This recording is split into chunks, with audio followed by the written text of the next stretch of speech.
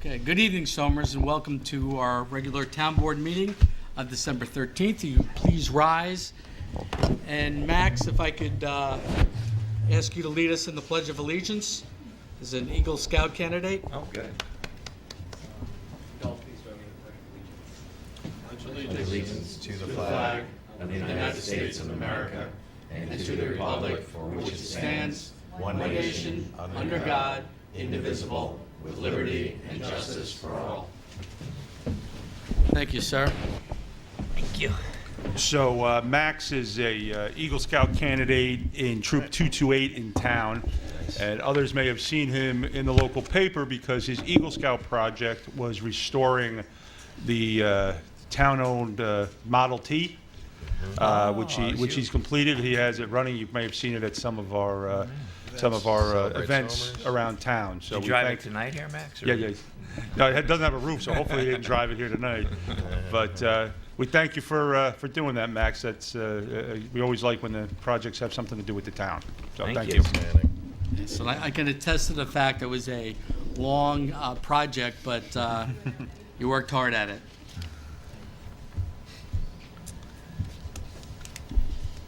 Okay. Patty, roll call? Councilman William G. Faulkner. Here? Councilman Richard G. Clinchie. Present.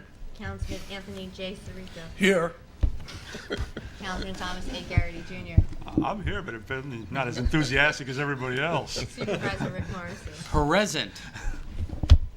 You know, and I can't, I'll just make a comment. I can't believe this is the last meeting of 2018. Yeah, that's true. What happened to this year? It just, whoosh. So we're going to draw this meeting out as long as we can to really get the full flavor. 2019. Savor it. Glad you came, right, Max? Okay, our first item of business this evening is the continuation of our 2019 preliminary budget. So there are no additions to the budget. The ones that we talked about at our work session have been put in the budget. Just to recap briefly, we reduced the tax levy from 3 to 2%. And if there's anyone here for public comment on the 2019 Somerstown budget, the mic is yours. Okay, and councilmen, any additional concerns or issues with the budget?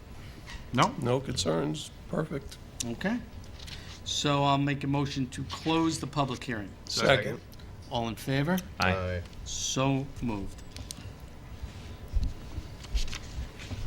Okay, the next item on our agenda is a proposed local law to amend our zoning regulations. I'll make a motion to open the public hearing. Second. Patty, publishing and posting? That was published in the Somers Record and posted on the town clerk's bulletin board on November 29th. Okay. And this public hearing has to do with, we want to amend the code to add that a mature cockerel be defined as when it starts to crow. So if you don't think we're a down-home country town, we're talking about roosters here, people.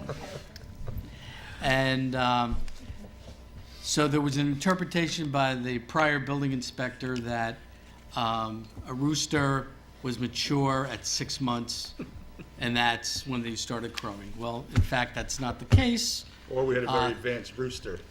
Yeah. Started crowing earlier. They can start crowing at 2 months old. So they can be a distraction if you're living next to someone who has chickens and a rooster. So this is a quality of life issue, and we're taking it seriously. Yes. So,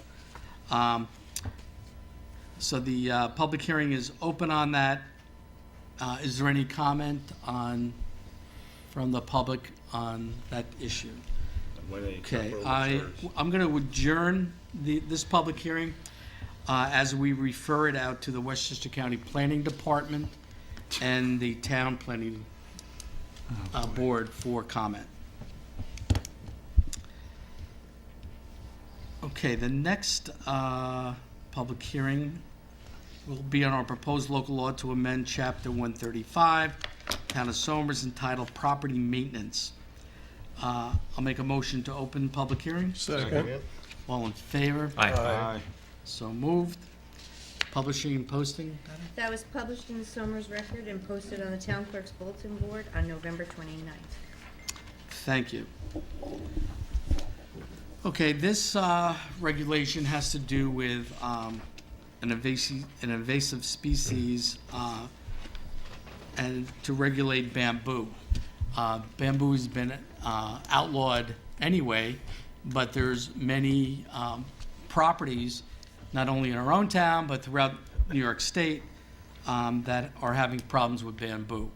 So it was brought to our attention that, in fact, there are properties, if you're living next to someone with bamboo, bamboo roots grow horizontally, That's right. and it's next to- Aggressively. Aggressively horizontally, so they can go into your neighbor's yard. Yeah. So at this time, you know, if there's any comment, we will take it. But I wanted to declare the town board as the lead agency as part of the secret process. And then, Do you have to vote on that or no? The secret? no, I don't, you don't, no, we you just just declare yourself. declare what we are. So if there's any public comment regarding, Oh, yes, I just wonder what Maureen's here to talk about. I think she lives next door to somebody. maybe she has bamboo. Maureen Devine, 10 Susan Drive. I have no problem in elongating your meeting. Thanks for the help. We knew you'd help us out. We're gonna give you 6 minutes to speak if you'd like. I am a bamboo property owner. I have no objection to Somers regulating bamboo. However, I object to you simply copying, word for word, the code used by the village of Saltaire, because you cannot apply a code meant for a village of about 51 inhabitants, 400 property owners, on 3/10 of a mile, which is on sandy Fire Island, to a town of 22,000 inhabitants, 10,000 property owners, on 32 square miles in hilly and rocky Westchester. Paterson, New York, in our neighboring county of Putnam, has the most spectacular law governing bamboo, hereby attached for you to review. I brought this law to the attention of the Somers Town Board when it first discussed bamboo. Had you considered this Paterson law, I would have been proud of it.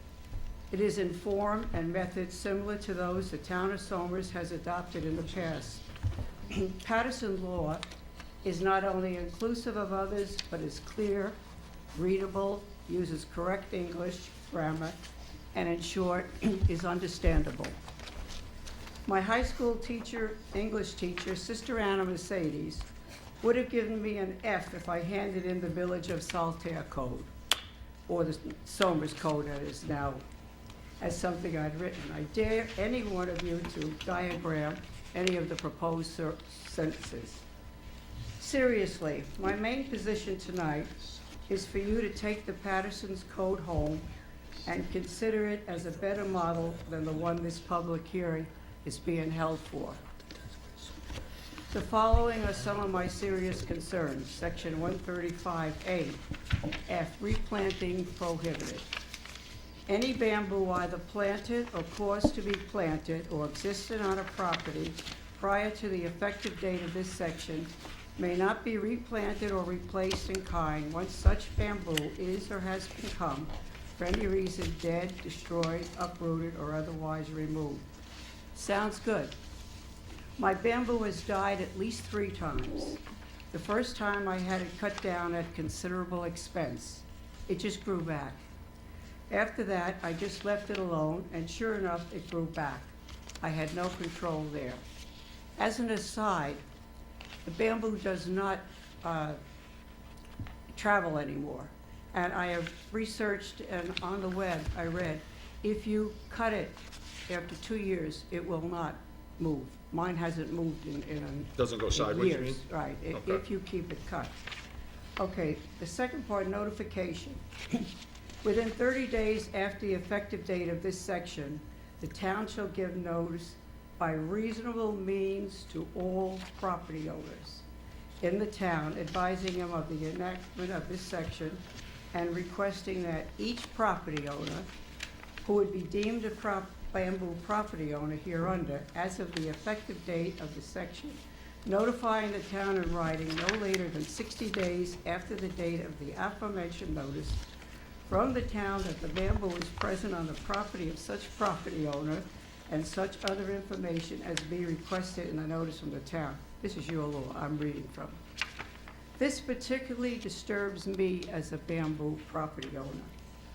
How are you going to officially notify all 10,000 Somers property owners? I have 60 days then, after the receipt of this notice, to notify the town that I have bamboo on my property, or I'm subject to violations. H, violations and penalties. Each and every day constitutes a separate violation of $250. That's no joke. It's a lot of money to me. I think this regulation has been so rushed.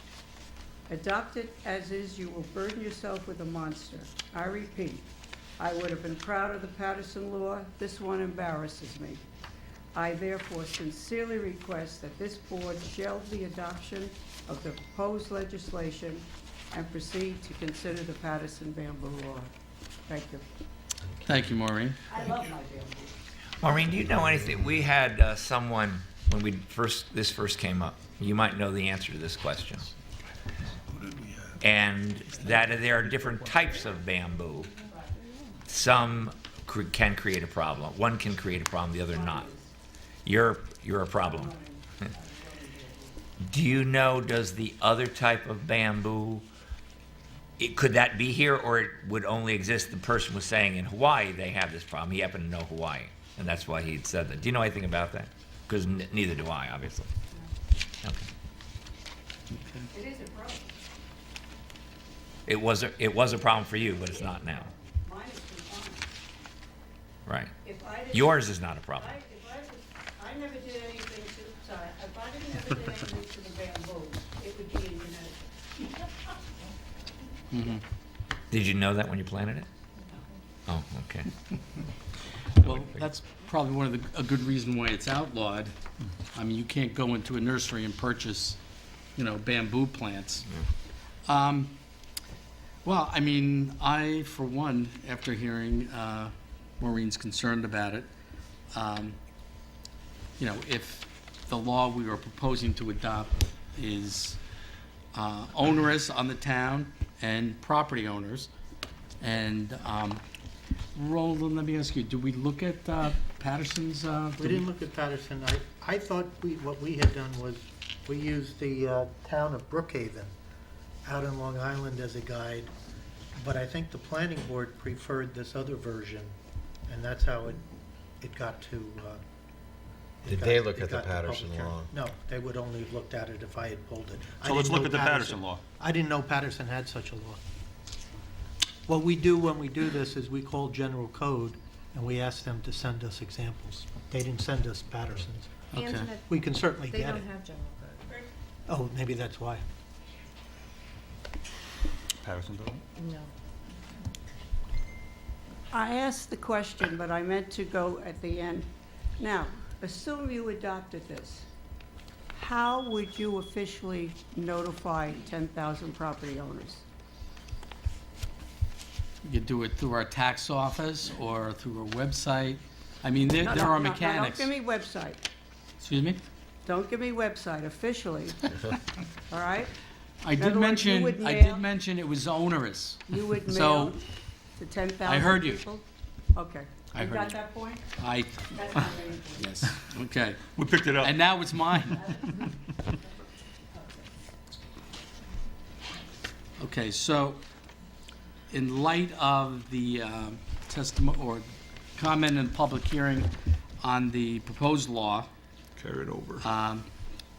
shall we adjourn? Yes. Yeah, Why adjourn don't it you do to- that, and we'll get Patterson's. the local law from Patterson, and we'll compare them and give you the differences, and then you can decide when to reconvene and go from there.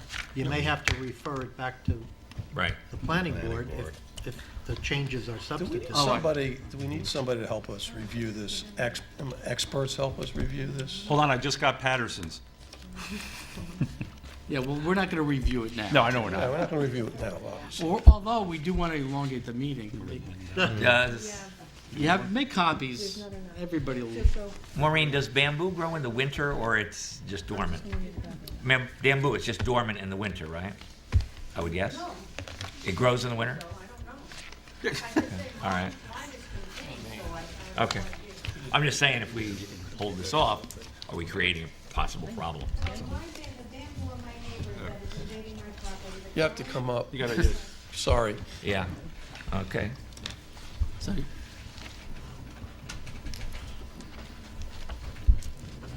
Hi, Carrie Gross, 13 Overlook Way. The situation that we have with our neighbor's bamboo is that it really grows, it starts in the spring, like late April, May. By June, it's in full, and it's Okay. really very, very hardy then. Okay. And it will, some of it will die off, but even if it looks dead, it's not dead. It just keeps Sneaky. coming. And you're very fortunate that yours is containable. We're on a hill, and it's not grassy, and there's nothing we can do, and the neighbor would do nothing about it. And now there's new owners who seem to think it's our problem too, and it's their bamboo that just keeps coming. Mine is flat. Yeah, we don't have flat, and it's a problem, and there are, in Long Island, I think it's Huntington, where I could be held accountable, I could be held responsible if the bamboo from my property Yeah, goes to goes someone on- else's. It shouldn't be my responsibility, and the problem with bamboo is either you know something about it, or they don't know something about it. And that's a huge, controlling it is just, there is no control. So we enact this law All right. and we put in some sort of a fine or a penalty. But what does that accomplish, really? I mean, Well, people in Huntington, they're property required to maintenance. keep it within, they have to, if it's within 10 feet of my property, Of it's course. on my property. And it is destructive, and I really don't, I don't want it to hit my propane line or my drain. course. Yeah. So, and. And we've talked to this Yeah, no- property owner and They just know, doesn't. well, the first property owner, when it all happened, she was terminally ill. We actually had to sue them. Yeah, And it's horrible to make. Of course. It's a horrible thing. I would never do that again. They have since sold a house, and the new owner, I did say, he was out there working on it, and I introduced myself, and he said, "Oh, I don't know the property line." I said, "Well, I'll show you." And I said, "The bamboo is here. What's on your property is your problem." Oh, But really? that's what he told me. I will tell you, if it's I understand that it is just, you can now not plant it. And I understand you're grandfathered in if you had it planted prior to it being prohibited. However, you have a legal obligation to keep it off people's property. You do have a legal obligation. And who's going to enforce that? Yeah, well, I'm the one who proposed I am the one who proposed it because it's so bad. So, We have a code when were you enforcement. in August or July? I think it was over the summer. Yeah, over the time you came in, so Right.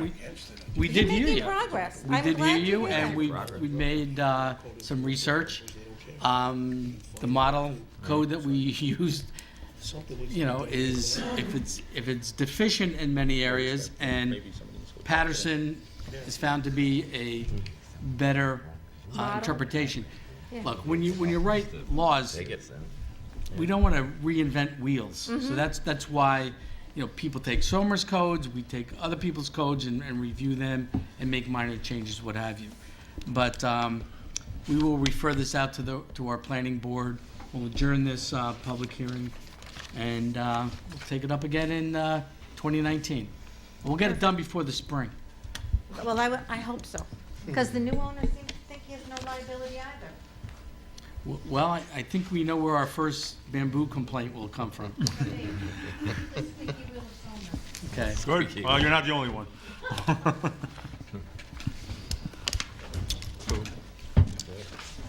Public comment. Okay, thanks for your comments. Thank you.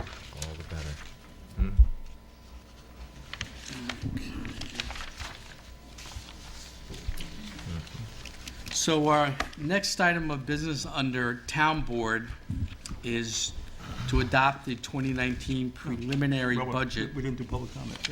We didn't do public comment. We did the public hearings, not the public comment. That's right. I do that all the time. when You we did have that a last pub- time, you switched the page too quick. Okay, I'll make a, Yeah. so we're gonna adjourn the public hearing. We don't have to vote on that. Right. I'll make a motion to open public comment. Second. All in favor? Aye. So moved. Is there anyone here for public comment? Ah. And then, No, you go ahead. These two. You're, You- Yeah, all right, we got two. It's a busy night for us. Hi, everyone. My name is Gio Biziak. I'm at 17 Brick Hill Road.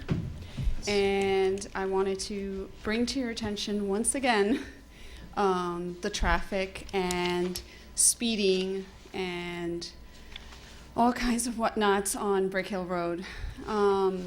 Just recently, actually, on the 10th of this month, we had a car accident right across the street from my house.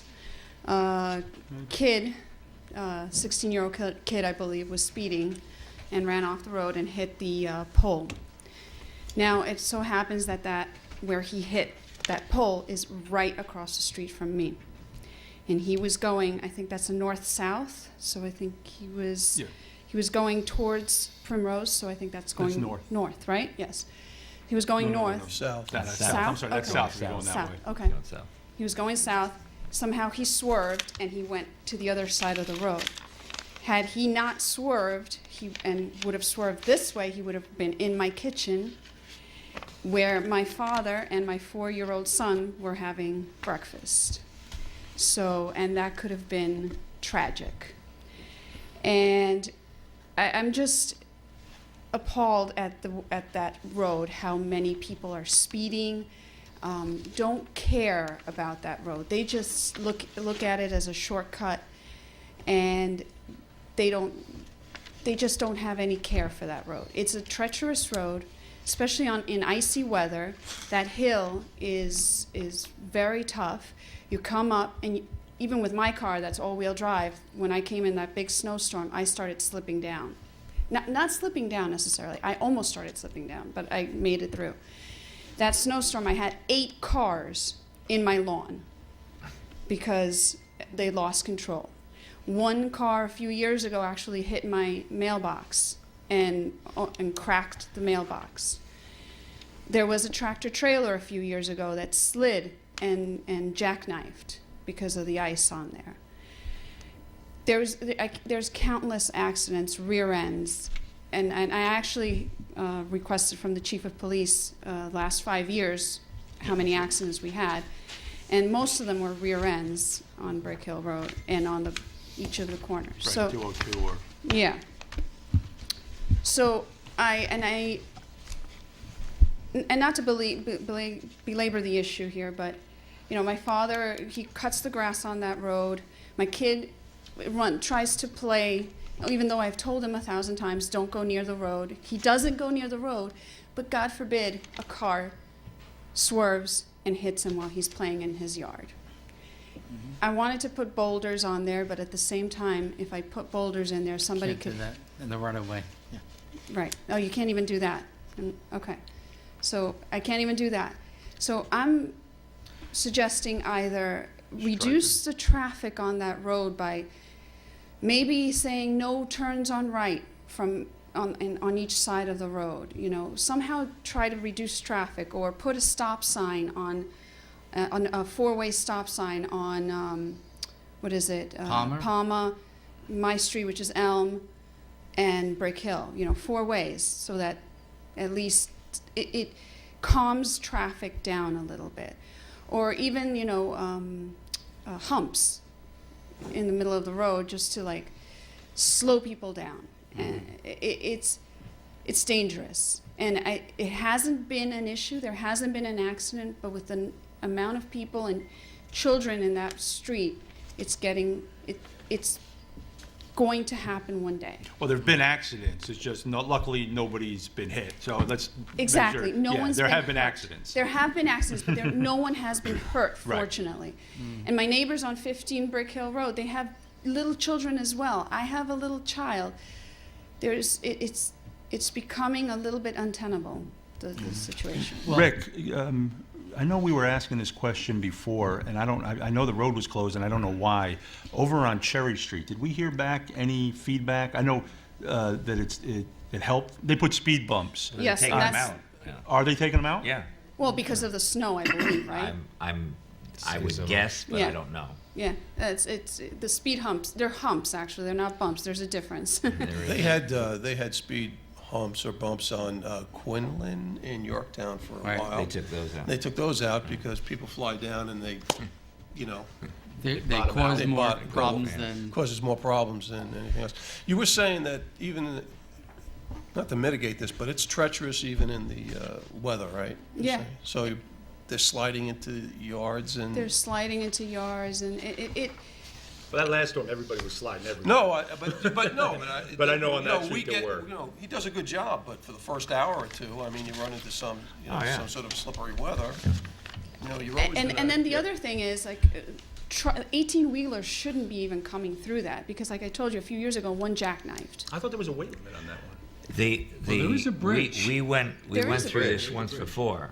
Since it's public road, you can't keep them off unless it's a safety issue because the bridge will not sustain Right. the amount of And there is a weight. bridge there. Yes. There is, but that's one reason you can restrict trucks. So we need to get an engineering report on that bridge. I Even on a guess. town road, We you had can't it. do it? We can't. we had an Rick? informal one, and We got, We have an Probably even. it was judged it would sustain it. So. Even on a town road, we can't put a weight limit on it? You have to have a safety justification. Well, I mean, Is you're it talking right about the in front of bridge, but what about, you know, safety justification of narrow roads and. If it's a public road, unless you have a reason such as a bridge that has a weight limit, you can't restrict traffic of licensed vehicles. Right. But you're suggesting they go another it's not that, if you were to have them go, I know, but it's not it's a public tremendously road. out of it. I'm just repeating the laws. Yes. Come on, work with us, will you? What's the weight limit on that bridge? So, Well, I don't know that there is Fine, one, then. but there could There could have be. one if I- you get an engineer to I tell you what it should I be. think we did ask to have that done And what was the because this answer? was years ago. I remember when this came up. and what, the bridge could sustain, I Yeah. believe that So was the so they conclusion, overbuilt the yes. bridge and now you can. but I It's do not want a to big say, bridge. your issues are not Yes. falling on deaf ears. Brick Hill has been in our Yes. crosshairs for years. There wasn't always a traffic light at 202 in Brick Hill. Yep. I There know. wasn't always a traffic light on 139 in Brick Hill. We've had the town highway and police department out there try to figure out how to slow traffic. We were thinking by striping. Yeah. So we had someone from DOT come up just to give us, he goes, the road's so narrow that you can't do the striping. you can't do it that way. So we're looking for ways of mitigating everything you're talking about. One thing that just came to mind, if you're getting cars on your lawn, we could look into a guardrail on that. I'd rather see That's true. stones. Yeah, but it's an eyesore, right, to have a guardrail. Well, Are you- it is prevents there- a car in your kitchen. So this is like, this is a picture, can I approach? Sure. This is a picture of how the cars actually come into my yard, and I don't know if you notice it, but Oh, I see. Yeah. Yeah. they're coming in and just muddling. Now this picture is taken from the west side of the road, so cars coming in there are going south. Is Correct, yes. okay. So these are cars going up the hill, Yes. not down the hill. Not down. That is because cars certainly go fast down. My thought was if we could put in one of those that's it. speed limit monitors, We have done. since I'm sure I've gone too fast. And then when you see it, like, oh my gosh, I'm going that fast, you do slow down. Most Right, people but will. that's going But down. that's going down, so this is Right, going This up. is going up the hill. Yeah, and- that's, It's a different story. Yeah, and they just, during the night, I think people just, like, there's no one in the street, so they just like, speed through and, Right, so And your perception is its speed is the issue, not I think it's wild drivers or It's a something. combination of a lot of things. I don't think I really can't blame one thing. Speed, I think, is definitely something I've seen before. My dad cutting the grass, and people he's terrified of cutting the grass on that area Sure. because Sure. cars are coming. And he's actually told me, tell me when I can go. And then I'm like, go, go, go, go. You know, I'm controlling that because he's afraid he's going to get hit. One time I was there and somebody honked at him, but not in a good way, not to say, hey, I'm coming. No, honked at him as get out of the way, and he was not even in the middle of the road. He was on our property. Mm-hmm. So I think it's just care. People are not careful about that road, and it's a tough road. It's curved, and it has a hill, and there's no care. narrow. Yes, So and it's narrow. I did speak with the chief recently about efforts on Brick Hill, and we've taken those measures that we could in the past to get traffic control devices on both ends of it. He will give Brick Hill more attention over the next number of months. We'll put up our speed camera, and we'll start issuing warnings and summonses. That And should help. if that's what it's going to take to, slow people down on Brick Hill, you shouldn't have to go, like you said, shouldn't have to go to these lengths. I mean, there's this posted speed limit. It's a narrow road. We can't even stripe it in a way to restrict traffic because it'd be dangerous to do so. Even, those speed humps, speed tables. I mean, can you imagine? That would launch cars on that road. So that might not be the solution either. But we can, as a town, the chief has made a commitment to enhance enforcement over the next couple of months. And then we'll see what happens. If you come back and say it's still happening, we'll go back, and issue tickets.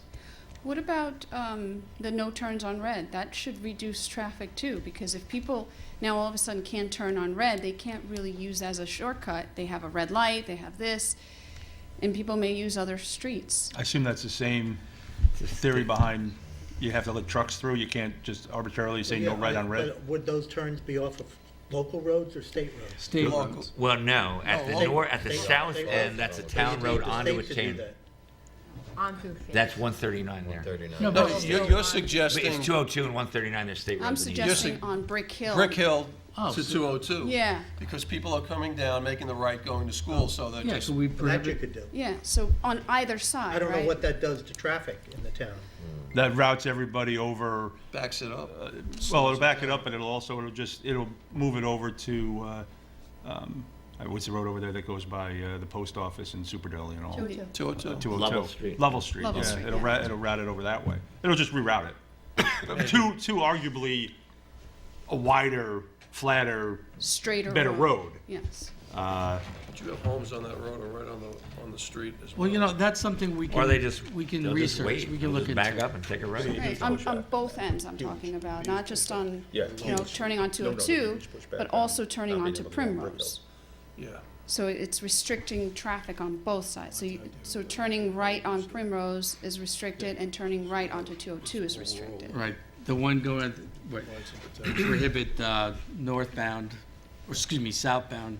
Right. You get up to traffic light, you can only take a left. I mean, I think Heading we up to need the to, school. we need to look at the, Yeah. the ticketing option first, Yes. and see if we can help mitigate it that way. I just think making a no right turn is, I mean, it's gonna move the traffic to know. another I mean, location. even school buses, they have to abide by Yes. traffic regulations, and, Could we, that can could we, wreak havoc as well. can we maybe just put out like a notice that we're gonna be ticketing, just to sort of raise the visibility of what the issue is there and why we're appealing people to slow down? Yeah, kind of like what Cherry Street does, right? When you come into Cherry Street, it says area is being ticketed and pictures taken, and Cherry Street is very strict, and they managed it. So You know, these Well, are all maybe- good ideas, signage. Maybe the record could help us out here, by publicizing some of Yeah. this and saying that we're going to be issuing tickets and we want our citizens to be mindful of this street. It's been hazardous. This is a continuing problem. We could probably off the top of our head give you a dozen streets, between us where say people go too fast. They do. It's a residential town, and the streets are not made for the speed that some people do, and it exceeds the town speed limit and the state speed limits. And it is an ongoing problem, and we search for solutions every time it comes up, and I don't think we've obviously solved it. And maybe we never will because people will be irresponsible, but we should draw a spotlight to it sometimes. This is a residential town now. It's not a rural town. It's a residential town. There are people all over the place, and we're trying to even encourage people to walk through various parts of the town. Right. So, And even signage that says "Children here at play," slow down.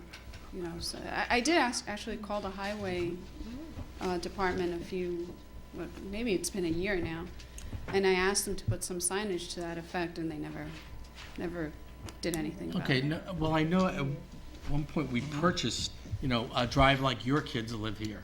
It's a Yeah. red sign, and put them up in different Yeah, we locations did. I don't know throughout if the there's one town. on that road, though. I don't think there is. no, not down there. Some people objected to those signs. I know they did. What? Some people objected to the no littering. Okay, I got so a right we- to litter. we have thank you for Thank you very much. coming in tonight. Thank you Thank you for very listening. much.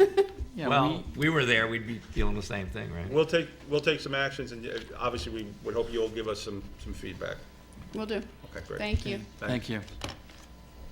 Hello? Is there any, yes, Flo, come on. Oh, wow. Hey.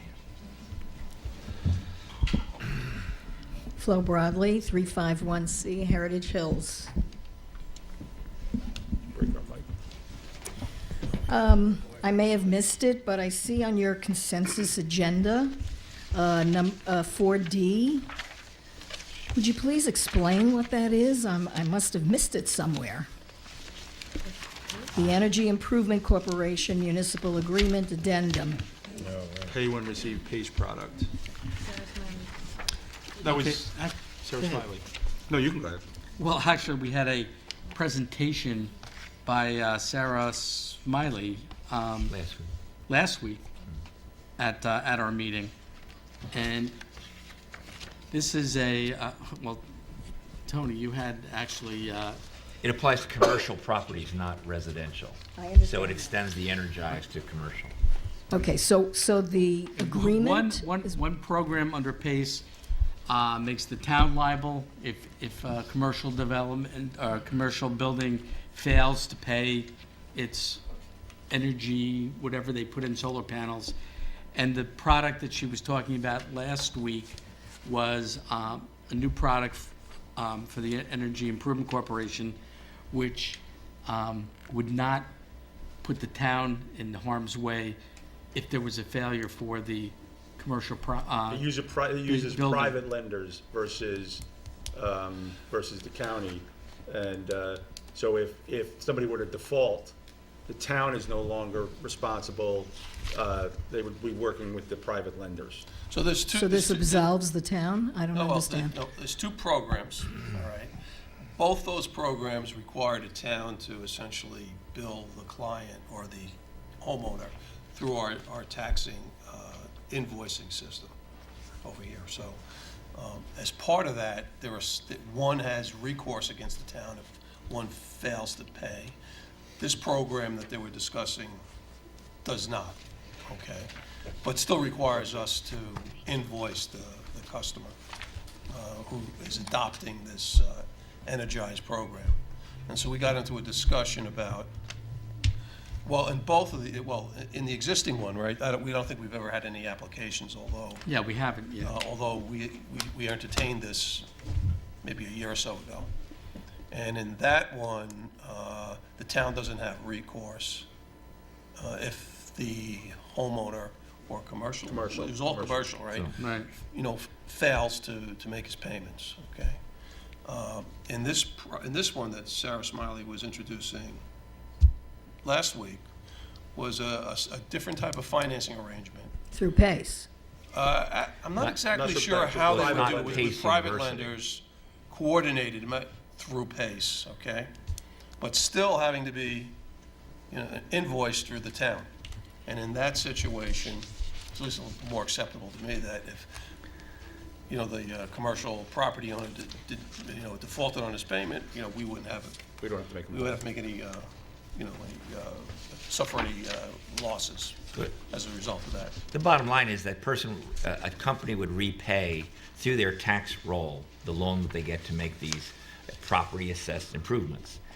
If they fail to pay, just like if they fail to pay county tax, school tax, town tax, if they fail to pay, they are in remission, the town takes the property. That's the safety part of the town. You don't lose money, you get the property, then you resell it, and that's not going to happen on a commercial property, and if it does, you get the property. So the town is protected. The second one that they have, as Anthony said, is a private financing, and so the recourse goes between the financer and the business. The town is taken out of that.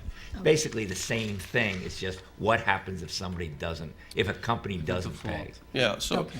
That's and- the only difference between. And so, although we have the ability to, in that instance, to, it's essentially secured by the property. I mean, what if it's a large property, like something, and it's a significant amount? Although it's secured, this could be, these type of situations, these failures take years to resolve. So, in that case, we could be essentially, a lot of cash flow could be tied up as a result of that. So we started to talk about that. In the light of what's coming in? Yeah. Okay. That would be a consideration. Yeah, and so far, this is like, we had the Energize program that your committee worked on, where private homeowners were given incentive to put solarize their homes. This is kind of like the same program, but for commercial, energy efficient actions that they can take. And we basically, hasn't been highly publicized, but we have no one that has taken us up on this yet. We will obviously bring to the attention of our two major property in town with hopes that they, want to become more energy efficient than they are. We thought it might be a good idea for the people building, who are going to possibly build up on the IBM property to work Yeah. on some of those. Well, then it's good to absolve the town of that kind of. Yeah, as you know, in Westchester, the town must guarantee all the payment of all taxes to school, county, Right. as well as to itself. So if a property owner doesn't pay, the town has to pay the school taxes and pay the county taxes, as well as the money that we don't get at that time. And then, in the unfortunate situation that you have to take the property, that's how you recoup your money. So the town has to pay those taxes. We collect the taxes and disperse those taxes to schools and the county. That's our legal obligation. And this would be, in effect, the same thing. Thanks for explaining. Thank you, Flo. So, Sorry. you'd probably be able to see this in a week or so on, I guess, do you see the channel up? Yeah, you get the. Actually, you're going to see it right now. Yeah, there you go. You'll see it on the municipal channel. There you go. And just as an aside, we are being broadcast with our sound out to homes in Somers this week. As opposed to last week's live. Yeah, we had a technical Go glitch figure. last week. You could hear us Go here, but you figure. couldn't hear us out in your homes. The week before that, you could hear us in your homes, but the mics here weren't working. So I think I wonder if tonight anybody is, noticed. Whoa. we're ending the year on a high note. Man, we're in the 20th century now. I wonder if anybody noticed. Is there anyone else here for public comment? Seeing and hearing none, I'll make a motion to close public comment. Second. All in favor? Aye. So moved. Okay, now the next order of business under town board is, Department report. excuse me, Department report. Yes. department reports. Yes, He's antsy to get to that. I know, I want to go, I'm racing ahead. Put it up. No. Patty, department reports. I have reports from the town clerk, building inspector, zoning board of appeals, plumbing, Bureau of Fire Prevention, Parks and Recreation, planning and engineering, tax receiver, and director of finance. Thank you. Moving on. Town Board, item number 1, adopt the 2019 preliminary budget as the 2019 adopted budget. I'll make a motion to adopt. Second? Any discussion? Oh, you're the old agenda. All in favor? Aye. So moved. Congratulations, gentlemen. A lot of work goes into that. What? A lot of work goes into that. Oh, Yeah. I just want to commend department heads and the town board and our finance director for all the hard work. I mean, this budget starts getting put together in September. So, thank you to board members and department heads and our finance director. Thanks, Bob. and it is an interesting process because you start that, and some departments start in August, then September they put in their proposals, and you're trying to figure out what budget you will want 15 months later, a year from September plus December, 15 months later, and you are trying to project what the revenues will be from real estate and the real estate market, the mortgage tax that comes from that, as well as sales tax in the county, which gets distributed, collected by the county and distributed to the towns. So a lot of it is you're projecting out what it will be. It is important to have a fund balance in case your projections are off. So it's an interesting sort of process because you are looking forward 9, 12, 15 months in advance. And thank goodness that we do have a good finance director who keeps his eye on those numbers. Indeed. Yeah. Great job. Okay, I am going to move an agenda item up, number 7, which is a request a waiver for renewal of a building permit from Heritage Hills Sewer Corporation. So we received a letter from Mark Broussard, who was here this evening, who has made a request. He's been asked by the building department to pay a renewal fee from, I guess the building was initially built 2005, we started construction on the microfiltration building for the upgrade to the sewage treatment plant. And somehow, some way, through either, missed inspections or lost documents, CO was never issued on it, and the permit Well, go ahead, just speaking to the...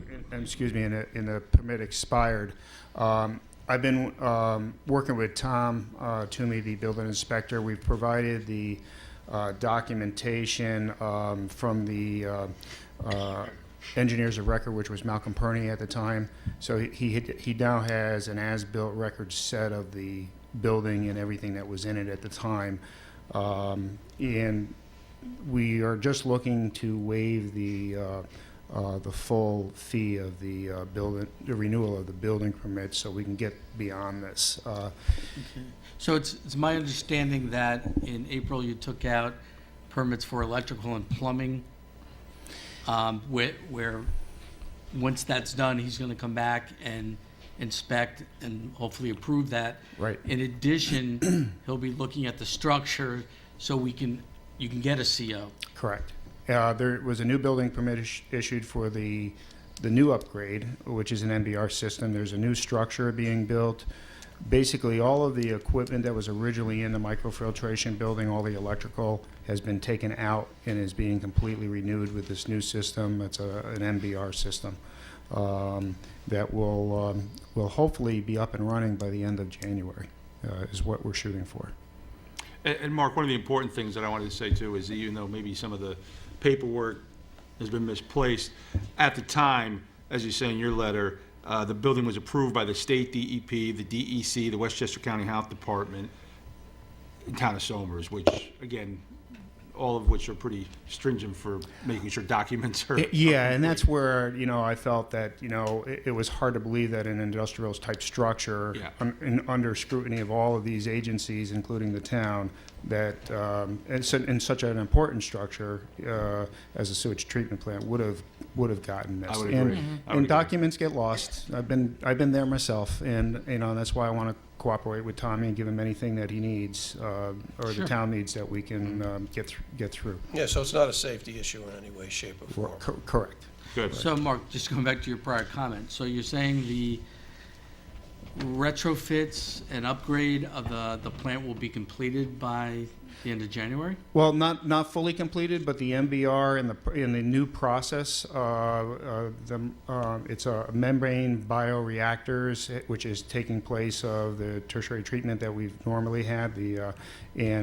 Right now, I think as Rick knows, I don't know if the other members, there's a temporary dual sand filter that's taken over for the system that has not functioned properly, and that is functioning quite well for us. But the MBR system should be up and running by the end of January, and then the completion of the entire project, including all the site work, should be completed by the end of April. Okay, and what, in layman's term, what does that mean? And I'll be the layman here. I know that you're currently operating at about 300 to 350 gallons per day. That's what you can process. Yeah, right now, actually, the flows are in the high twos, and they typically do drop off this time of year because a lot of people out of Heritage do leave and go to Florida. Mm-hmm. So the flows can be during the summer months at 350, 340, 350. We're down. I think October's rates were at 299. We haven't quite got the full rates for November yet, so the rates are. Our capacity for the plant, or permitted capacity, is 702,000 gallons. So the capacity is nowhere near where and that brings to the question that we've been up against with the Chico's tying in. Their flows are minimal. It's really? 6,500 gallons per day. It's nothing. We've dropped more of that flow in the last couple of months. To make Probably up, yeah. 30, 40,000 gallons have dropped off, so it's something we'll have to work out with the DC in Westchester, and we're working on that. And you'll have the new housing development tied into that too. Right, but that'll come on slowly, and there's, next those 2 to aren't 3 much years. either. It's like, I think They it's are. 17,000 gallons per day at completion, Okay. so it's not very much. All right, so we have excess capacity. Yeah, tons of excess Well, capacity. Great. That's good. And Somerstown Shopping Center, there are plans to Yes, connect that as well? I don't think the agreement's fully implemented yet, but I think it's close, and they will be coming on board, and their flows weren't that significant either. I don't recall what they are off the top Well, of my head, but What'll happen, though, for the Somerstown Shopping Center is going to be a boost economically, because right now, any restaurant is Right. limited by seats. yes, Once you're on a sewer, then the fire code kicks in. You can't have 200 people in a restaurant, but, it's not limited. And, more, you can accommodate more food service establishments. right. And part of that whole development that Bibbo Associates have been working on for Gus Boniello, DeChico's, and the Somerstown is the upgrade and modifications to the existing wet well lift station that's at the main entrance of Heritage. And I actually just received the final approval letter for that. So now it's going out to bid, from what I've been told, this coming week. There's a lead item of about 12 weeks for the equipment, and so that will be up and running sometime, I would think, in May. Great. Okay, good stuff. All right, any other questions about their request? No? No. That's Okay. reasonable. I'll make a motion to waive the renewal fee for the Heritage Hills Sewer Works Corporation. Second. All in favor? Aye. So moved. Thank you very much. Thank Have a Thank good you, evening. Mark. Thanks, Yeah, Mark, good seeing you. Thank you for moving it up. No problem.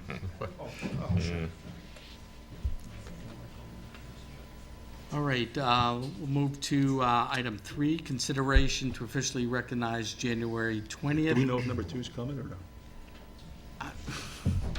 7:30. That was That was the time? Okay. That was the time we were told. I just asked. Good, did you? I did. Right. I mean, Right. So we're We'll tick down to. we'll just move ahead cautiously. right.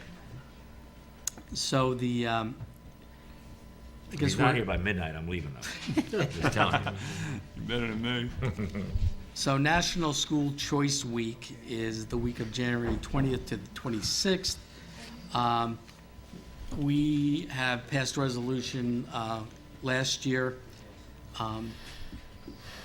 by issuing a proclamation regarding the National School Choice Week. We did that last year? Yeah, we did that last year as I well. don't recall that, but I heard we did. Uh, I take your I word did get for an it. email from someone saying, you're recognizing National School Choice Week when, in fact, in our own town, our choice for public education is the Somers School District. Other places, urban areas, there's many different charter schools, Well, things like that. But that's not, again, No, That's the vast let me minority. finish. Okay. Let me finish. So that was one of the points. The other point was, which I wholeheartedly agree with, is why don't we pass a proclamation or a recommendation acknowledging Somers High School as being a blue ribbon school, which is a national accreditation. So, I think that's great. And I would agree with it, but I do want to say that this is something we're being asked to pass a resolution for something that people already have. I mean, right now, if I want to, I can send my kids to private school, I can send them to the public school, I can send them, wherever I want. So when I read the website, it's supposedly non-political. but Which what it- is not true, Of but- course, anything's out there, but point is, it's supposed to raise awareness of your choices. And that's, Who doesn't know that? I don't know. I mean, who in doesn't Somers, know? people know it. I mean, we're building a school they're probably going to build a school up on the hill here that people can go to, if they want. Obviously, it costs money, but I looked at the same website and, it mentions nonpartisan a couple of times, which is highly suspect. Honest to goodness, I don't understand the point of it, to point out, it's like you have a choice of where you can buy your groceries, and we're going to pass a proclamation. I just don't get it. Now, maybe there's nothing to it, and is purposed exactly what they say it is. I just am a little bit hesitant. So the school district, I asked, they know anything about it? They don't know anything about it. And I mean, we could talk. I'm not saying I'm against it. I'm just not voting for it. But I would agree with what Talk you to the just said, school Rich. district that doesn't I'm know not anything about it. against, They don't I'm know just not anything voting about for it. this. it does say consideration. Yeah, well, To we're officially- talk to. You're making very. We're considering it, and we're saying no. Okay. But I do agree with what you were saying about the blue ribbon. I have support for that. It's a great achievement. We've mentioned it a couple of times. If we want to put it into some sort of Okay, so at the pleasure of the Yeah. board, That's fine. I'll make a proposal to recognize Somers High School Yeah. as course.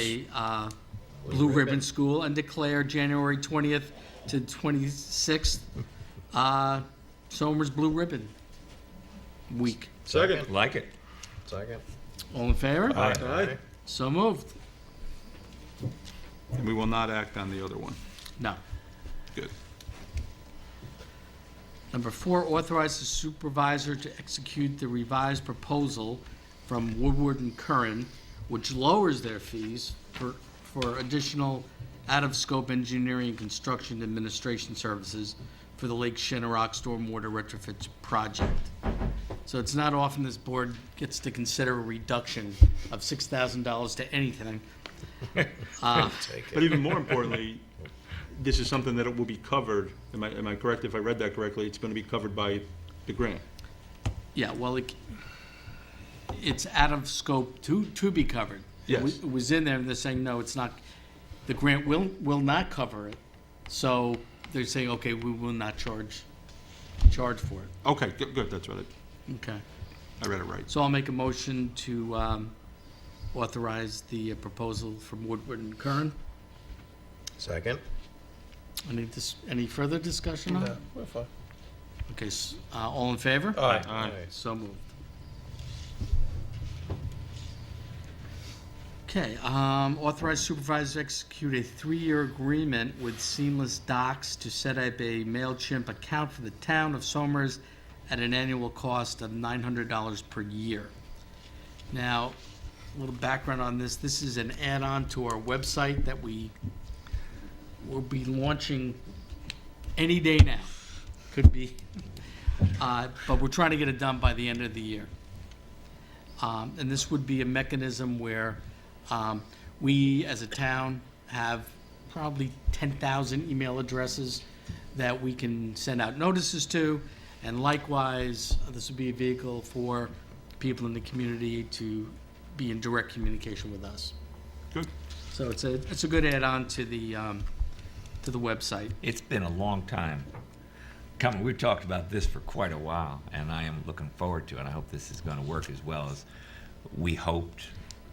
I did help bring them here, and I do feel, we all feel responsibility for it. So this has been a long process. These people better produce, that's what I'm saying. Well, I do have to say that we put seamless documents through their paces. Yes. They were telling us how other places, they've got people up and running in 6 months, what have you. We've really scrutinized their operation, so much so, Councilman Clinchy went down and visited their corporate offices in Manhattan. I did. And riled them up a little bit. I don't know about that, but And the CEO was in communication with us. So, our Christmas present to the town may be a new website. And now that we've approved our MailChimp account, it'll be a further enhancement. So thank you. And I see that our county executive, George Latimer, has joined us this evening. No, we didn't finish voting. Did we need vote a on that? second. Oh, okay. I second. Oh, second, we were discussing. All in favor? Aye. So moved. George Latimer, our county Please. executive. Hello, sir. Good evening. Welcome to Somers Yes. and the historic Elephant Hotel. Last time you were here was during a emergency back in, I guess, March Well, or April. one of the times I was here, and it was, I know the road system well enough to know how to go from here to there if all the roads are clear.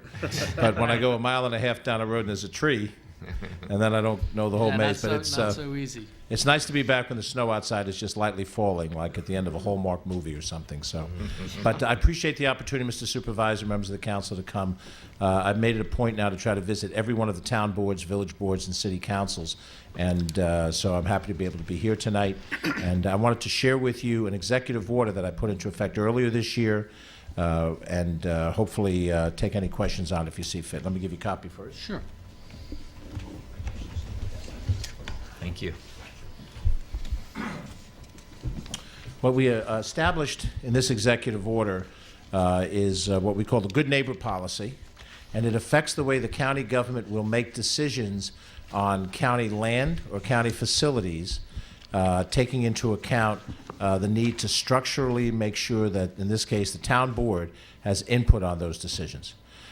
Basically, what this executive order does, it applies to all operating departments of county government, with the exception of the DA, the County Board of Legislators, the Board of Elections, and the county clerk. But every other operating department is subject to this. It's an executive order, not a law, so it lasts for the duration of my tenure in the job, although I've invited the Board of Legislators to take a look at this and see if they want to make it permanent policy of the county. What it basically says is this: whenever a significant action has to happen on county property or with a county asset, and just like with the town, where you have town land, where you have town assets, you can act unilaterally. You don't need the approval of another level of government. When we have it in a county circumstances, we can do the same. We can act unilaterally. But the impact of that decision may impact the residents of the community that the facility is in. So what this does is it says the first thing is that any of these changes, it is incumbent upon our commissioner or department head to come to your board meeting at a regularly scheduled meeting and make a formal presentation about what the action might be, to allow you to hear it here and to allow a give and take where you can question whatever the county department official is that's presenting this, and that the public can hear about it. Obviously, if you're on cable television, then your local folks can see it, and to have a dialogue about it. Normally, when these things have happened historically, they'll say, come down to the county office building 11 o'clock on a Wednesday morning, inconvenient for members of the council and maybe for your professional staff, and we'll tell you what it is we're fixing to do. But this way, it turns it around, and it comes to you to tell you and give you a briefing on what it is. Once that action has happened, it starts a 60-day period. It can be shortened by your initiative, but not by ours.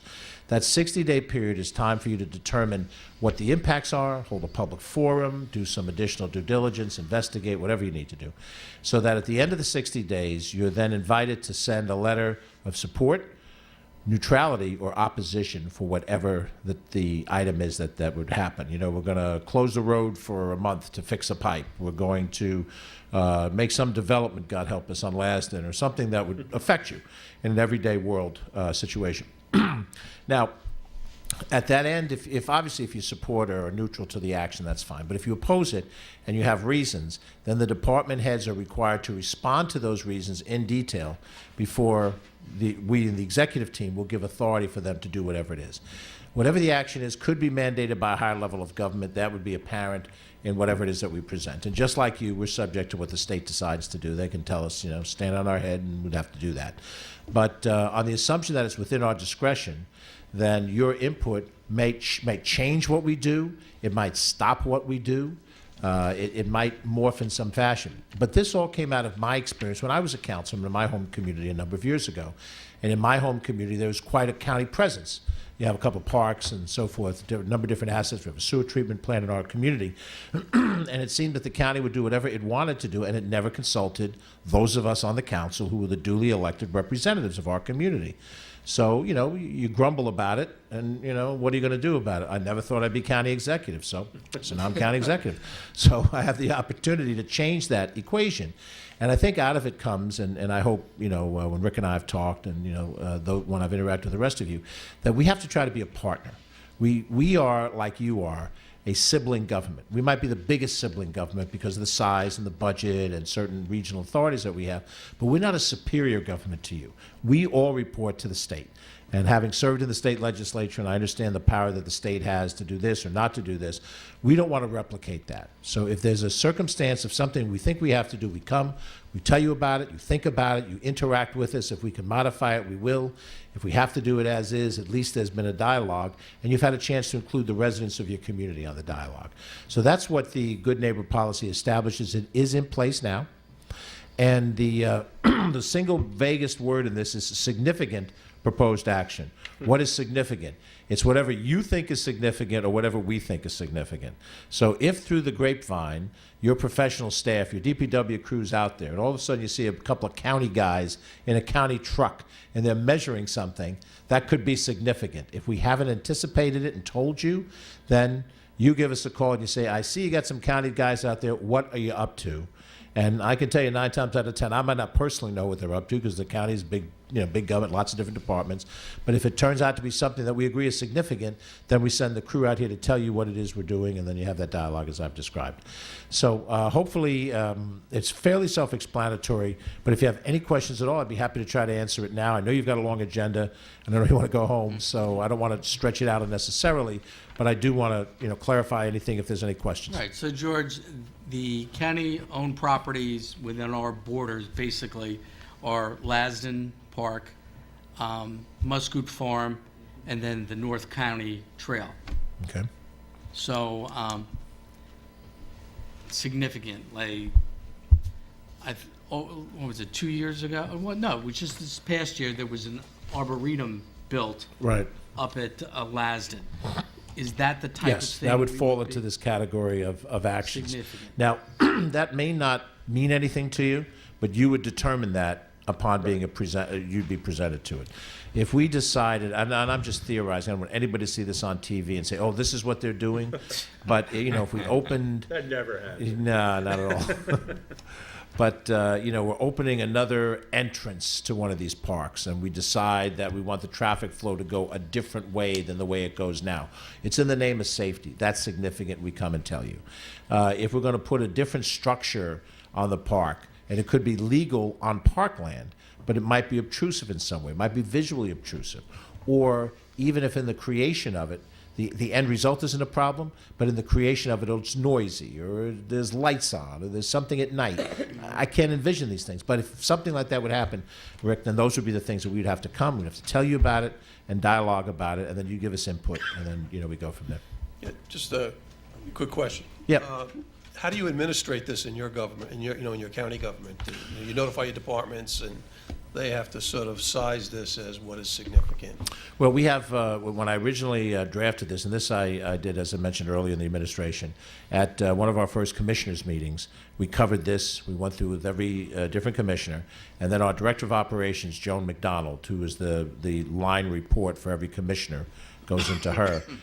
Whenever there's a topic that comes up along these lines, she's supposed to ask the details of it enough to know whether she thinks it's significant, and then she'll either tell me or Ken Jenkins this triggers the policy. And we've used it now for a number of cases. We've gone before the New Rochelle Board, New Rochelle City Council, in looking at sites for the New Rochelle Family Court.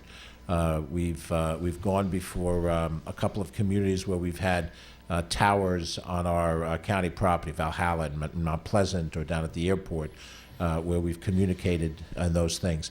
There are things that, again, we might not think are significant, that the local government thinks is significant. That's the gray area. And generally what we rely on is the observation of your professional staff, the people you have in the field of your community every day. And if they see or get wind of something, because, two guys are sitting in a diner and they're talking, and one guy's with the county DPW, one guy's with the local DPW. And, that's how things get found out sometimes. But in theory, this is driven down by the commissioners of each department. And certainly when we look at any major capital projects or anything of that size and scope that the board votes on, or that we, have a decision-making at this level, then that would happen with mutual input. And by the way, it's a new idea. It's been in effect a year. Which we'll try to get it right, but we might miss something, and that's where we hope your knowing about the policy will help us catch it. So we would submit a memorandum of support, neutrality, or opposition to the action.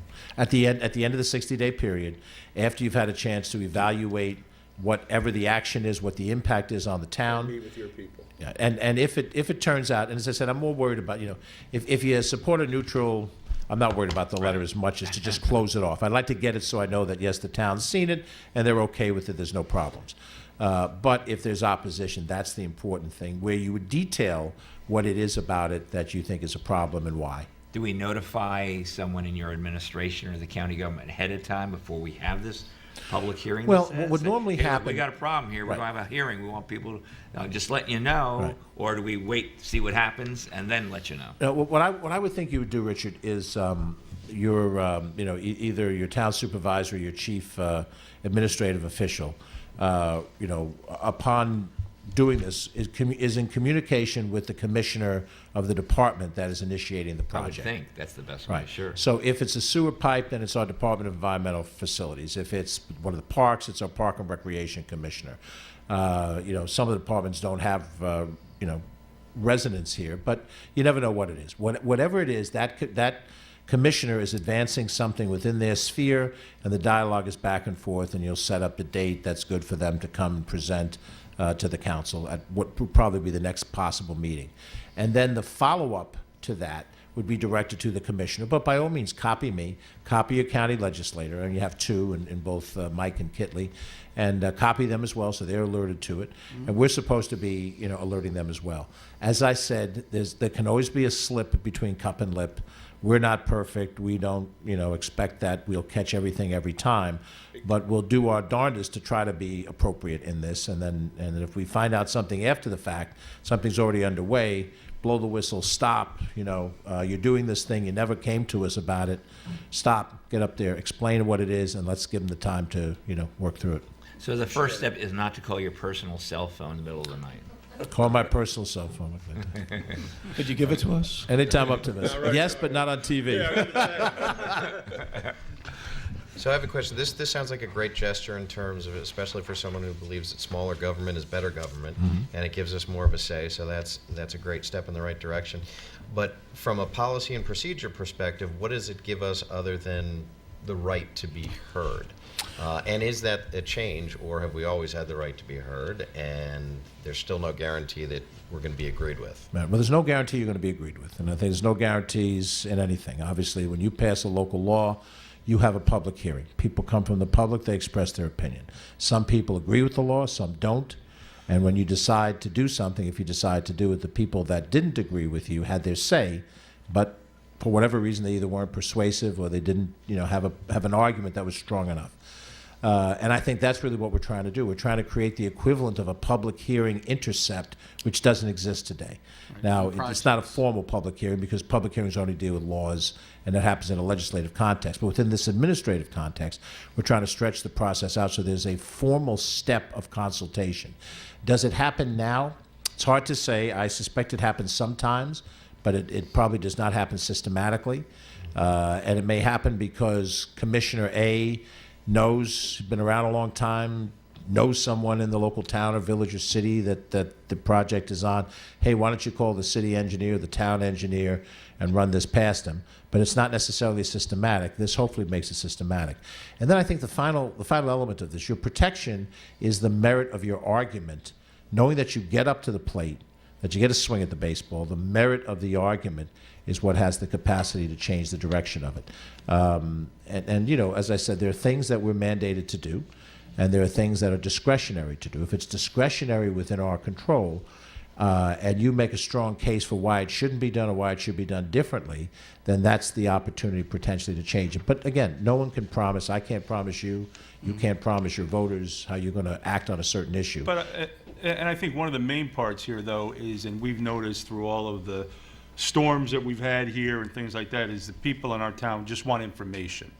And so if we see something, at least we can get the information out to them. Like you said, if you're going to be doing work on a road going in, how long is it going to take? Right. So they know, hey, this road's going to be closed for 10 days, versus now saying, oh, is it going to be closed for 3 months? Right. And I think that's what the people in our town are very accommodating, as long as we get them information and correct information. And I think this will allow us to do that, because we can get in front of it, like you said, and tell them, hey, here's what we're doing. Right. And we'll get input from the town. Believe me, you say you're the DP, the highway department. We'll get calls from the town saying, hey, I just saw 3 county guys over, Right. having a cup of coffee. What's going on? And then you'll get calls saying what's going on. So I think this is great. I appreciate it. I understand, nothing's ever guaranteed. But like you said, maybe we could look at something a little differently than Right. you do, having, living in the town. And work together to come to a good solution. And I can tell you the incident that most stood in my mind when I was a councilman all those years ago was the plan to reconstruct a bridge that would close a road off. And the county went ahead and established the dates for the construction, established that they would close the bridge in its entirety, instead of having a debate about doing the bridge, half the bridge and the other half of the bridge, which would have kept the road open, and established the detour route around that closure on their own, without any consultation with the community. Right. And not me alone, but we all objected to it. We know the traffic flow of our community better. We know certain things that you don't. And then, and we did get a concession because they were ready to do some nighttime work with big lights, and that's going to be extremely intrusive to the neighborhood around where the bridge construction was. So long story short, we weren't able to shape the project on the front end. So we reacted to it after it was underway, which is much less leverage Right. than being able to react on the front end. So out of that experience, there were a couple of other things too, but out of that experience came this. And, it's a Good. first year effort. We'll see how it goes. And if there's a flaw in it, and I feel comfortable that your supervisor, who's already shown that he's a tough cookie, he'll be on the phone to White Plains pretty fast, to straighten us out if we're not getting it right. Well, it seems like exactly what Tom's saying. I can think of a project or two here in town where people perceived it as, here's what the government is doing to us, not for us, Right. because they didn't have the information beforehand.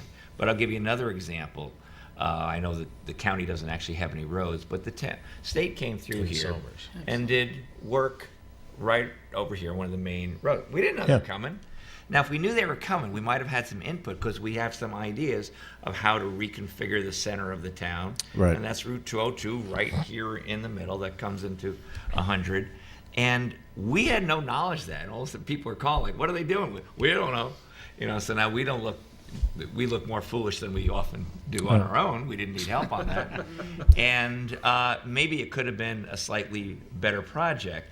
And when the state sends out resolution, urging the town to adopt complete streets resolution, and then didn't come and sort of say, how can this help with the resolution we asked you to pass? This could help implement it. I think that's the type of thing you're talking about, where cooperation certainly seems to be a common sense thing. Of course, there can be time lags, there can be unreasonable sorts of requests and objections, but we're very reasonable, so we will do And what that. I learned during my tenure in the state legislature, you may know that I served in both the Assembly and the Senate before returning to county government.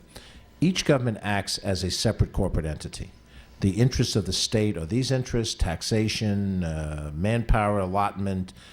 This works for the state based on their situation. Unfunded mandates. Yeah, exactly. And those of us as legislators would argue against it, but legislators have a certain amount of authority. The executive branch, holds the greatest amount of authority. Here at the local level, your executive and legislative functions are merged. When you go to the county, they're separate, but we're in the same building, one floor away from each other, and we're on all personal relationships. Doesn't matter the political party. We see each other. We have a cup of coffee together. We talk. You go to Albany, and now it's divided, and you go to Washington, of course, it's divided all the more. So we found, even as state legislators, we had no real standing in the eyes of the State Department of Transportation or the State Department of, whatever it was, Department of Environmental Conservation. As legislators, when it came time to sort of shape these things, and we would argue on behalf of our communities, and we would be, again, arguing, and after the fact, after a decision has been made, it's been discussed internally, they put together the game plan, and the first time we know about the game plan is when we see whatever it is we're seeing out in the real world. So anyway, I don't want to take up more of your time than necessary. I appreciate the courtesy. If there's anything that we need to talk about, specifically, we're welcome to return. I'm happy to come back with any of the commissioners that you think you need to have here for a meeting, nighttime, daytime. We'll try to be, as I said, good partners to the best of our ability. And if there's any way we can be helpful to you, we'll be happy to try. Appreciate the effort. Thank you. Thank you, and I wish you all a very Merry Christmas, Happy New Year. Thanks. Thank you. Okay, same to you, George. Happy holidays. Happy holidays to you. Good night, George. Well, it's good to hear from local or county government not coming in here with an unfunded mandate. This is a good neighbor policy. Very nice. And Yeah, it's good. appreciated. So number 6. We're on number 6. All right. So authorize supervisor to execute a memorandum of understanding between Westchester County and the town of Somers, which provides the town personnel remote access to the county clerk's Westchester records online through December 31st, 2019. Make a motion to authorize the supervisor? Second. All in favor? Aye. We already have this, I mean, So it's moved. helpful. We already have it and it's free. Yeah, it's free. Yes. Yep. Very happy. It's free. Okay, number 8 Yeah, here. is the Crossroads easement modification. 30 words or less, Roland, you want to give us This is the public water main easement that Ken Carney is constructing as part of Hidden Meadows. And I guess out in the field, what they have found is that they need to relocate the pipe slightly out of the easement. So it necessitated a new survey description, which is now embodied in this amendment. And if you would, they would love it if you would authorize the supervisor to execute the amendment to the easement, because they're hoping to close with a lender next week, I believe. And this has to go on record before they can do that. So who's the grantor and who's the grantee in this? Who's, The grantor is there are 2 companies that are controlling that development. One is called Crossroads at Baldwin Place Housing Development Fund Company, and the other is Crossroads at Baldwin Place Limited Partnership. so this is but I this is assume an they're easement. both Carney entities that have been formed for this project, and the grantee is the town of Somers, because this is going to be this is the public water main. So they're granting us an easement to use their property, and we're clarifying it. where, Clarifying. again, the pipe is slightly out Yeah, of. we've already Okay. done this. Yes. We're just We've already- adjusting we it already to filed- cover, Yes. yes. Exactly, we already filed the main easement. So it's just moving it a But now little we're bit. slightly out of the easement area. Got it. And we need to fix this before the bank. Slightly is what, a couple of feet? Yeah. I can't tell from the survey description, but that's what I've been led to Does this believe. affect any property owners? No, We're sort of the beneficiaries of this because. no, this is all on their property. Yeah, it Yeah, just, so we're, so we're the beneficiaries. This is one of the last hurdles to get over before Adams Loop gets completed. And what we would ask you to do is if you do authorize the supervisor to sign the amendment to the easement, if you would also include that he's also authorized to execute any additional amendment that's immaterial to the transaction, because it is possible that between now and the end of the year, that the lender or the title company may impose some additional verbiage into the document, and we won't have the ability to come back to this board for further authorization. You'd be But how aware do you- of those requests. Yeah, how do you, Oh, Yeah, absolutely. immaterial is. yeah, what is immaterial? Sorry, You're gonna that's judge something that you judgment? would- But just a, monitor. wording change. Okay. But you would make that judgment? In concert you'd with the counsel. supervisor, because he would Yeah. have to Okay. authorize it. But we That's- wouldn't have the opportunity to bring it to all of you. Okay. The 27th, actually. Good, yeah, no, we want to get this done. Great. Okay, so we'll make a motion to authorize supervisor to grant the easement modification. Second. All in favor? Aye. As So- well as any immaterial additions or deletions required by the lender and/or title company, which may occur between now and the end of the Okay, year. second. Okay, second on that? Yeah, second. Okay, all in favor? Aye. So moved. Okay, we'll get one step closer to getting our water supply done. That's good. Over there. One step And- closer to the new year. Yeah, just a word on that. So basically, what this will do is if there's any water main breaks on either side of the system, no one will be without water. They're gonna be able to reroute water. Not to, say that there's gonna be water main breaks, but things do happen. Creates a loop, right? Yep, creates a loop. It virtually eliminates disruption. Yes, it does. Okay, moving on to personnel. We have current vacancies on affordable housing. Not on Parks and Rec, so we're gonna be filling that tonight. Partners in Prevention. And a lot of our committees are still looking for members. Our Open Space Committee, Somers Energy Environment Committee. These are two very active committees that the town has that, if you have any interest in the environment or open space, come on in and learn about them. And if so desired, we can appoint you. Upcoming vacancies, the Library Board of Trustees. We have a candidate for that as well. Planning Board, we do have a vacancy there that we are interviewing, so if you have an interest in our Planning Board, please notify my office. And the Zoning Board of Appeals has one 5-year term ending 12/31/2018. So that's the end Are of this those one. dates right? We're not filling vacancies ending at the end of this year. No. We're filling vacancies that will end either 4, 7, or 5 years after those dates, Well, correct? it's up, we're filling the vacancy that's ending for a 5-year term. But are they No, no, but vacancies or terms expired? What Rick's saying is that right now, it looks like we're gonna put somebody on for a term that ends in 2 weeks or 3 Yeah, weeks. no. So that should be 5 years out. I think. But are these vacancies or just terms that are Well, expired? these terms are expired, and then we're going to fill it. Well, the planning board will be a vacancy. Planning Oh, will yeah, be, right, but right. like the library board, somebody may But who's we on. have, it's going to. And Yeah. a 4-year term ending. That's what 20. usually happens, but I'm just we still have. wondering It's just how that the it's listed. vacancy confuses people. I think when they look at this, they think there's an opportunity to get on a board. Well, there Okay, is. so But in a sense, what do There we is want an to call this then? well, maybe you split vacancies from, well, No, they're upcoming Well, it is a vacancies. We're vacancy. just gonna reappoint most likely people who are there, because that's what we tend to do. Because people have been So there, they're maybe doing a just- good job, and they have experience. may you say the terms expire this- Probably, at the time, you put upcoming vacancies as of 12/31/18, and then just list the boards. Oh, okay. That's a better way of putting it. Thanks, Roland. Well, the only That's problem- why he Well, gets the big bucks. He's the The wordsmith, only but problem with that is they all don't expire, not all vacancies They don't expire always. at Not the all, end but of the year. those do. These Yeah. do, yeah. By they don't, law. right. Yeah. And it probably should say how long the term is, since they are all different terms. Yeah. Yeah, which Upcoming does. vacancies as of 12/31, library for board's its 4 four-year years. term, planning, 7-5. That would be more clear to someone who's reading the agenda, I would think.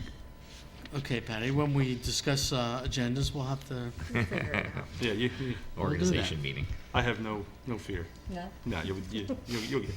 okay, I'd like to make a motion to authorize the hiring of Maria Rukash as a seasonal office assistant in the building department at an hourly rate of $15.26 per memo dated December 6th from Tom Tuma, building inspector, which would take effect retroactively to November 27th.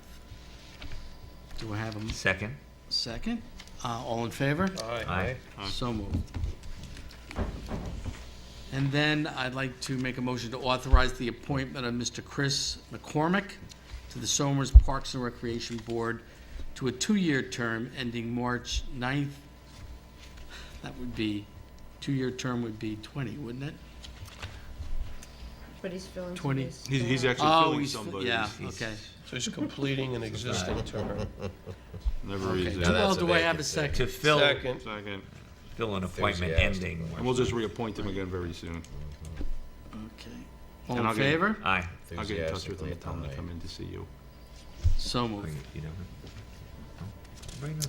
I don't know. Okay, consensus agendas. Okay, I do have an addition. It was on last week's, for discussion. This was establishing the fees for special use permits for the wireless telecommunication facilities applications that are before the Somers Planning Board. So the board had discussed, original applications would be 1,000, amended would be 800, and renewals would be 500. So, is there any other questions on consensus agendas, 1 through 6? It's a standard.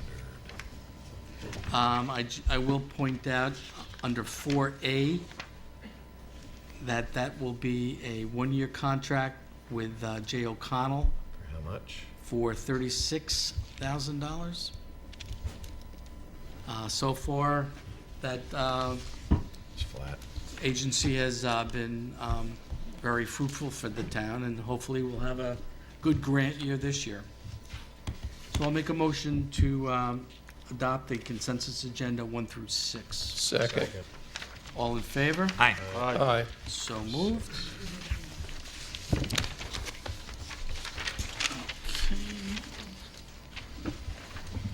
Which brings us to some announcements. We will be holding a special town board meeting Thursday, December 27th at 10 a.m. here at the town hall. And the purpose of that meeting is to go over abstracts, so we can close out the year in our finance department. St. Luke's Food Pantry will be open every Friday from 2:30 to 4 p.m. Donations may be dropped off in their office and lobby during office hours, 9 a.m. through 1 p.m. Tuesday, Wednesdays, and Thursdays, or brought to the church on Sundays. St. Luke's Church, 331 Route 100. I think there's another, oh, Yeah. sorry if you're, Go ahead. there was another potential comment. Yes.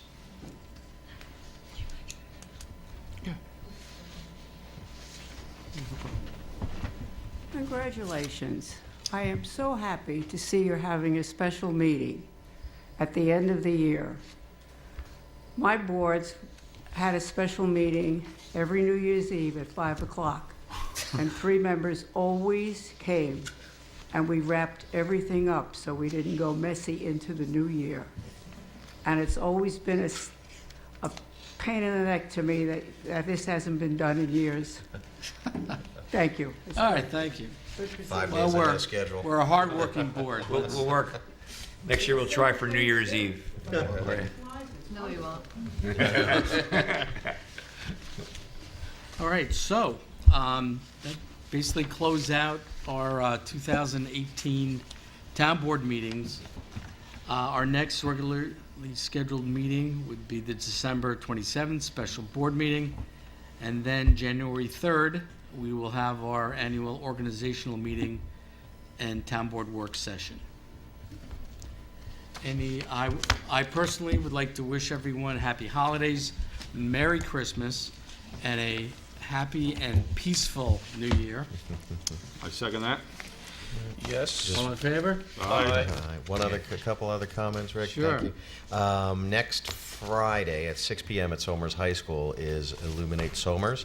It's going to be a 90-minute caravan that goes through some of the best decorated houses in Somers. Free hot chocolate will right. be provided. The Lions Club are supporting that. And to reiterate, thanks for a great 2018 and a happy, healthy 2019. So, Bill, repeat that. Yes. That'll That be is 6 Somers- p.m., Somers High School, next Friday, December 21st, and sponsored by the Somers Lions and some others.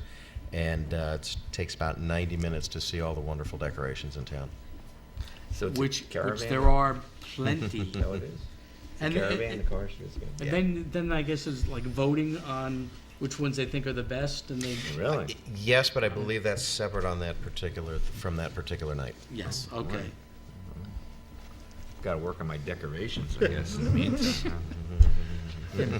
You may want to replace a couple of those bulbs on the tree out front. I'm just Ones saying. that blink and aren't supposed to. Okay, I'll entertain a motion to adjourn. Motion to adjourn. Second. All in favor? Aye. Aye. So moved. Have a great holiday, Good night, everyone. Somers.